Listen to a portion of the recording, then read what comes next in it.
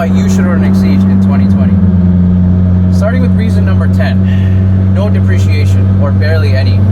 I can turn around and sell this car for what I bought it for. I've had this car for about 5 years. It's barely depreciated, maybe 10%, maybe even less than that. But it really is a seller's market for this car. So number 9, cheap to track. Me personally, I've only tracked this car once. I don't plan on becoming an advanced person at tracking, but this car has already made me a better driver. But it's very cheap to track this car if you really wanted to. Consumables are super cheap compared to other exotics. So one of the reasons it's such a light car, you barely even need to use your brakes. So you're not buying brakes that often. Everything is so small for this car. I have 16-inch wheels in the front, 17-inch wheels in the back. Tire widths, you can play with the tire widths a little bit, but I guarantee you won't be spending more than $800 or $900 on a full set of 4 tires. And the 8th reason is color. So black is a color that people love and hate, right? When it's clean, it's amazing. When it's dirty, it looks really bad. But this car, even though it's black, even when it's dirty, I still think it looks amazing. So, color is definitely a reason why you should own this car. People commonly refer to it as a Batmobile or a mini Batmobile. The 7th reason is sound. A lot of people say there's nothing like an 8-cylinder, nothing like the deep growl of an 8-cylinder, nothing like the wail of a 10-cylinder. Fair point. There's also nothing like a supercharged V4.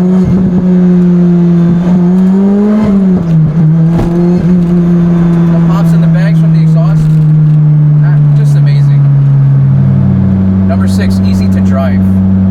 This car is, people think that this car is very difficult to drive. It's an exotic, it's low to the ground, but it has a very short wheelbase.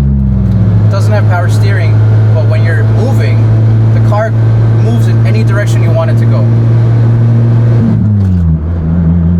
Clutch is not too heavy, but it doesn't even travel that far. This car is way easier to drive than my daily driver, which is an Audi S4. Number 5, reliability. So this car's been pretty reliable over the course of 5 years that I've owned it. It's had its fair share of issues, but they're known issues that the car has had from the factory. So plastic end links on the radiator. The radiator was replaced. Had an oil line recall, which was done early on. But besides that, I haven't had many issues at all. Number 4, aggressive styling. So I have a Reverie carbon diffuser, HK Fever carbon front lip, the look of this car. I also have a roof scoop and a wing from a 2010-2011 Exige. They made some minor styling changes in the last 2 production years of the Exige. I have those bits on this car, and it just completes the look of the car. Super aggressive. Number 3, handling.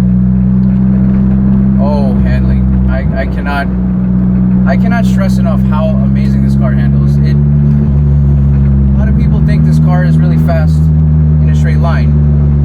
I would argue differently. It's not meant for straight line driving. It's more meant for the twisties. So where this car really shines are the twisties. Anytime I see a turn, I get excited. Number 2, exclusivity and rarity. So they made 441 of these in 2007.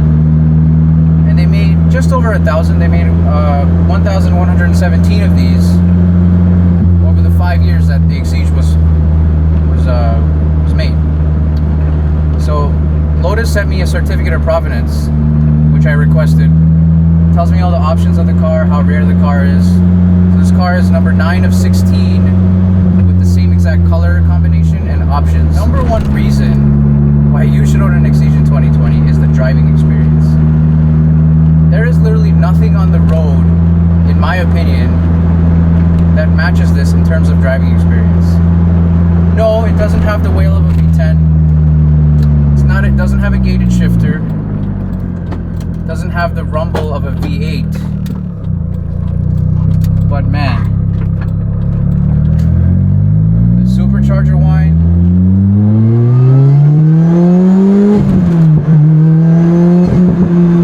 crackle of the exhaust, the handling, the looks, everything just, the driving experience is just surreal and visceral in my opinion. When I get into my daily driver, I feel like I'm driving in like a minivan, a boat. So I can't even imagine how it would be if I got into an actual